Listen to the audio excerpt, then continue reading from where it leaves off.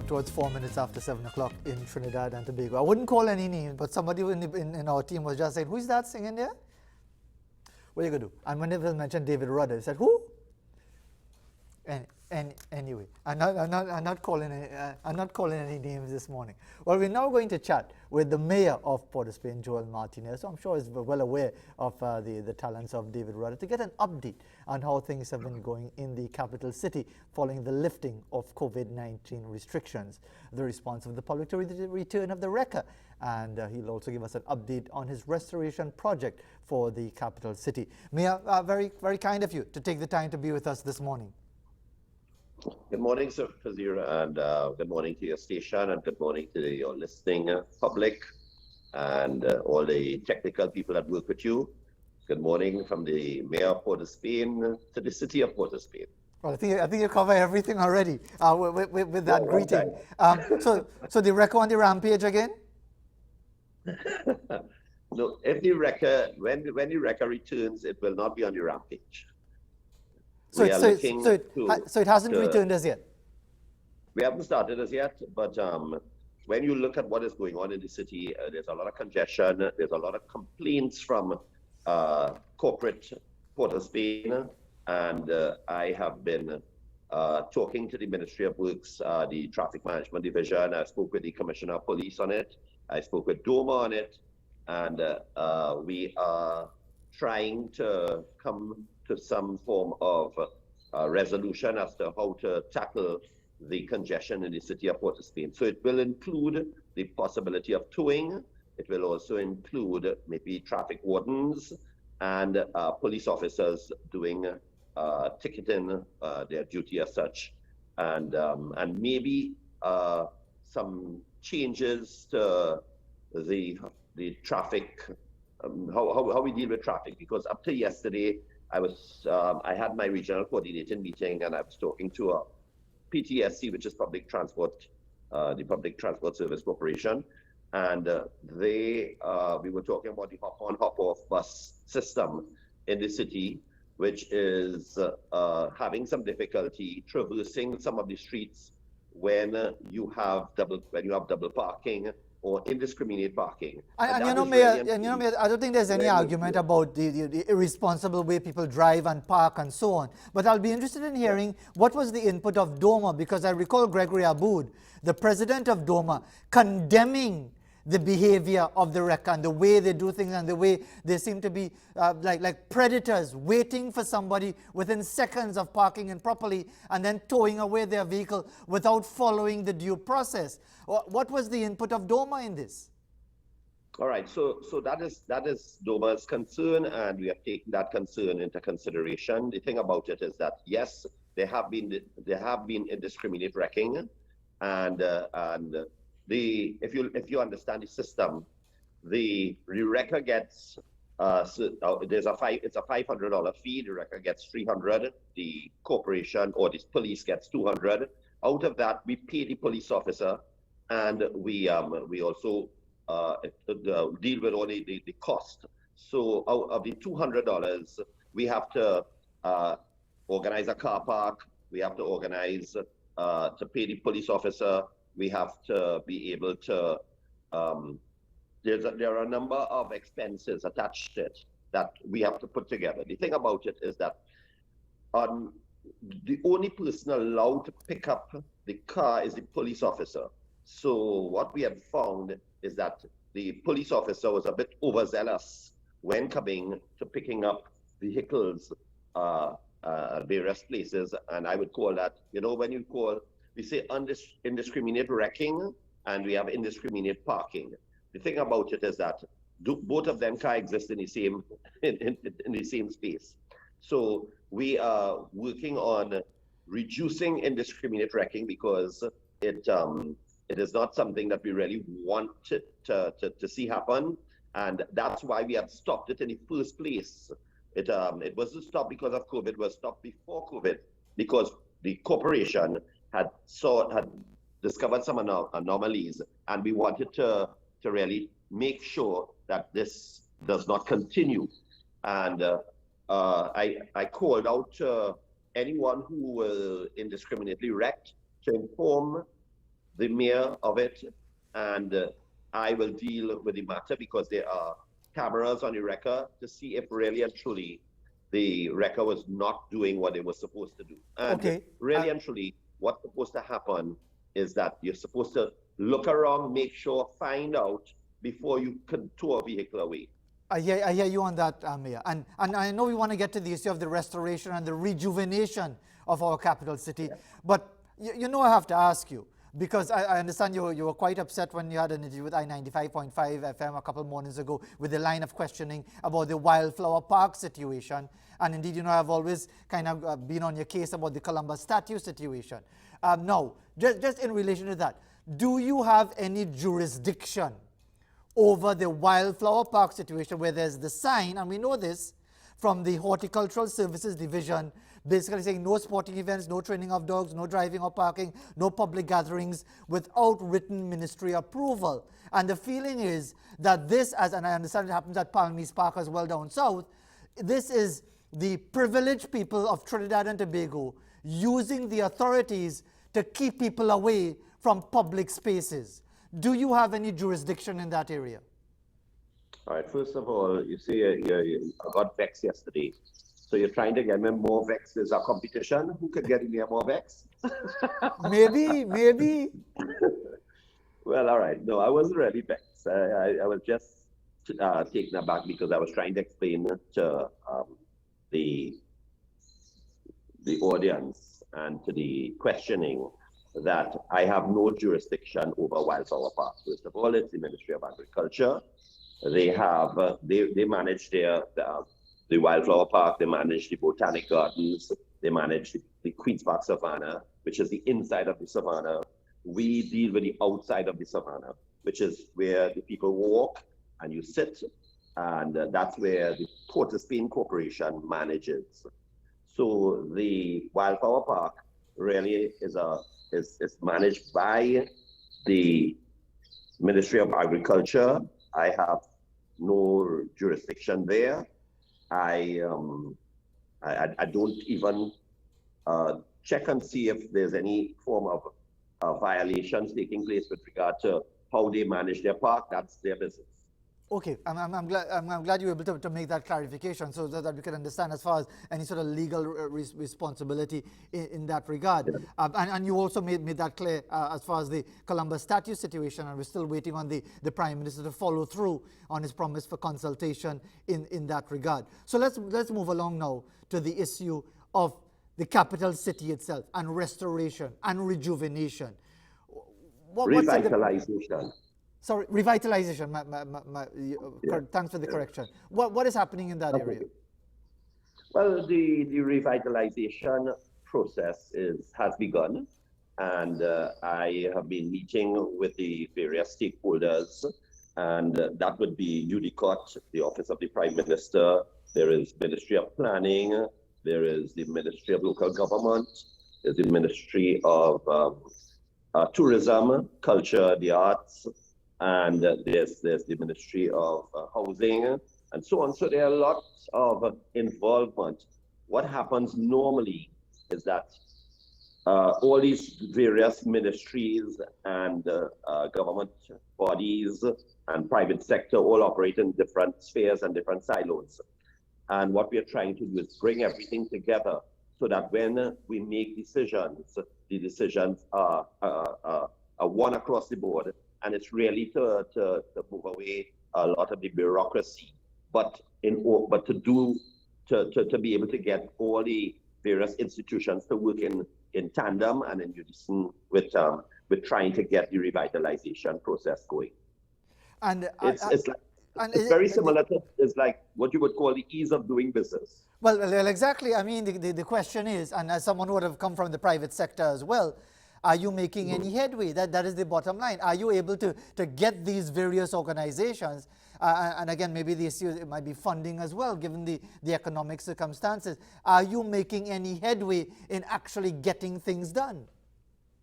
The headway is being made. The various bodies are very cooperative. We are all looking for solutions. So we are very solution-minded. We understand what the problems are because they are age-old problems that you have to sift through, But at the end of the day, if we come together and we know that we have one common goal and everybody's working towards that goal, then it's not going to be perfect, but what is happening is that it's making it a lot easier and simpler.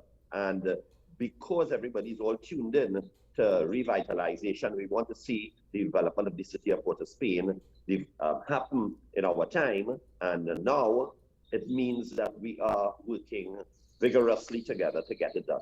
And when are we going to see the actual physical implementation? When are people going to see cleaner streets or buildings that don't look run down, and an area of the downtown part of the city that actually looks like a capital city should? What sort of time frame do you have in mind?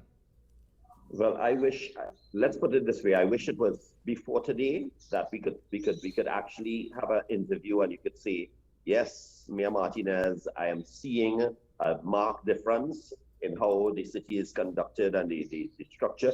But I'll tell you, COVID-19 did affect us in a major way, but that we put that behind us and we are moving forward. So I anticipate you will start seeing, you'll start seeing the parks and squares. If you look at our parks and squares, you'll realize that they are maintained regularly.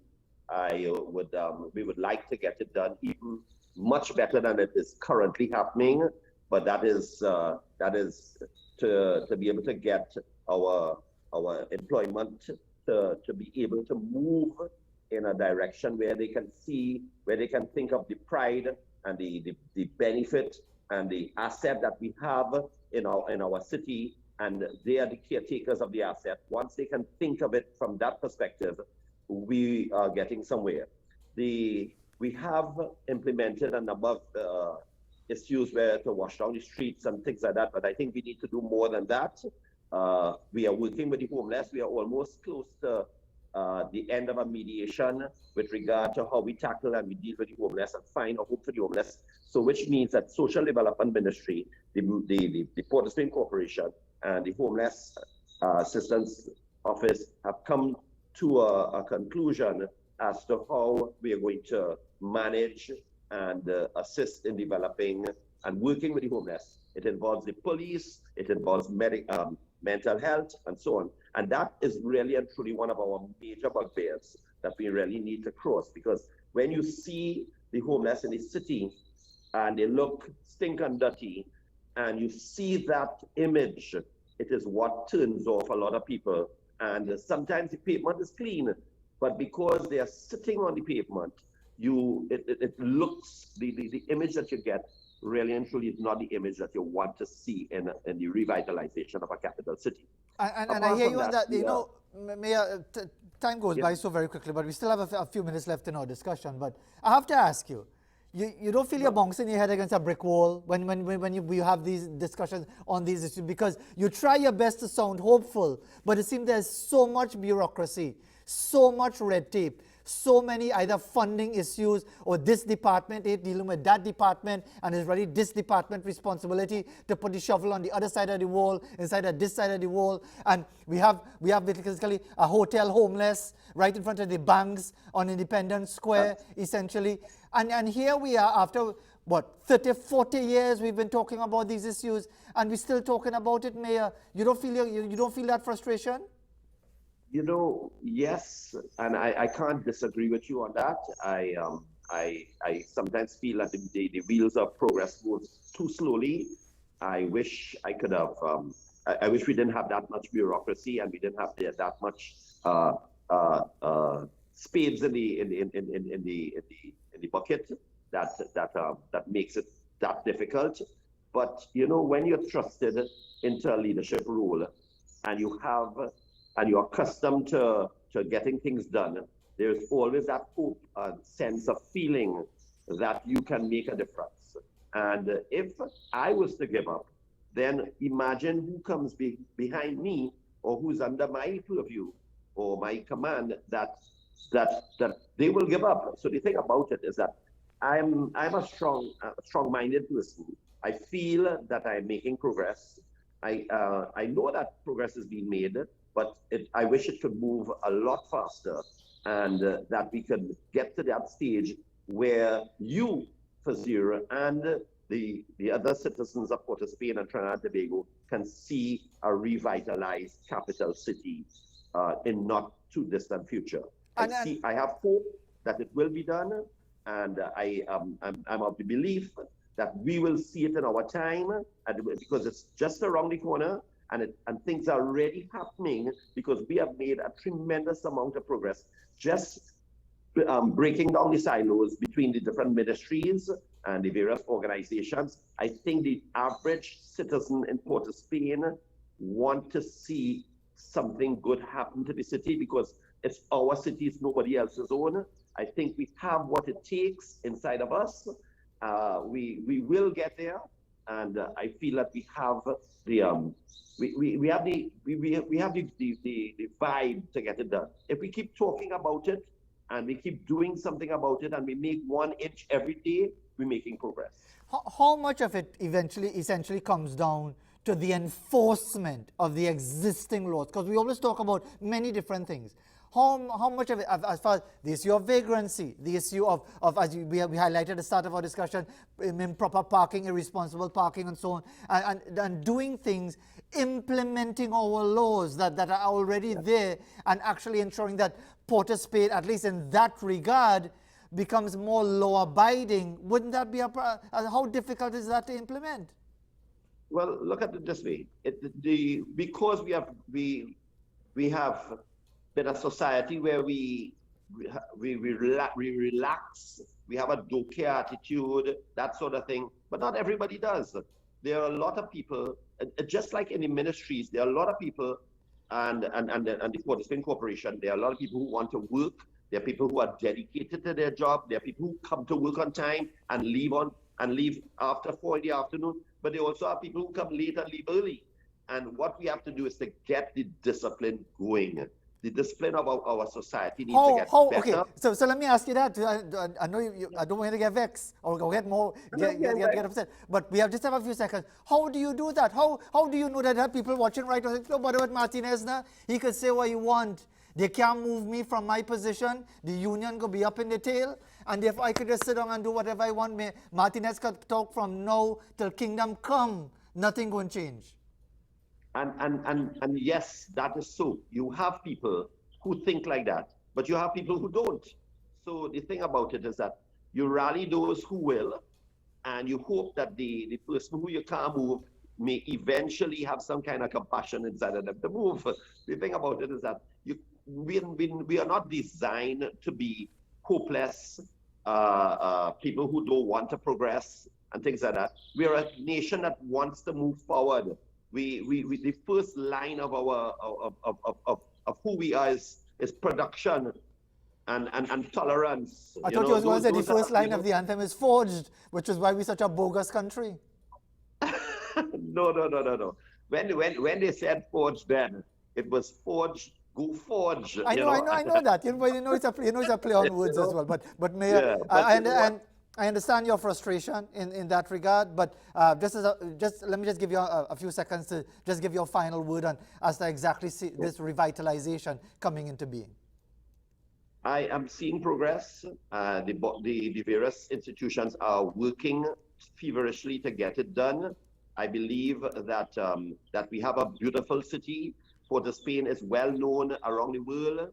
It's we can do better. I am calling on all citizens to help us to be able to develop this city so that we can all feel that sense of pride and joy of the city of Port of Spain. It is such a beautiful architectural. If you walk around the city, you have sun and you have the ability, warmth, and a lot of countries are jealous of the city of Port of Spain. So I think we can do better with what we have. We just need to put a little bit of pride and joy into it. Mayor Martinez, thank you very much indeed for taking the time to be with us this morning. And I didn't get vexed. Well, not yet. Maybe when the camera switched off. But thanks very much indeed for taking the time to be with us this morning. Fazeer, you're a good friend. You know what I mean? And the thing about it, at the end of the day, I understand what the media is doing, and the media has their work to do. Sure. If we didn't have this conversation, you'll never know what's in my thoughts. Precisely. Joel Martinez, Mayor of Port of Spain, thank you very much indeed for taking the time to be with us this morning. We have much more for you right after the break here on Morning Edition. We who know better than them, we say no, no, no, no, no, no, no, no, no, no.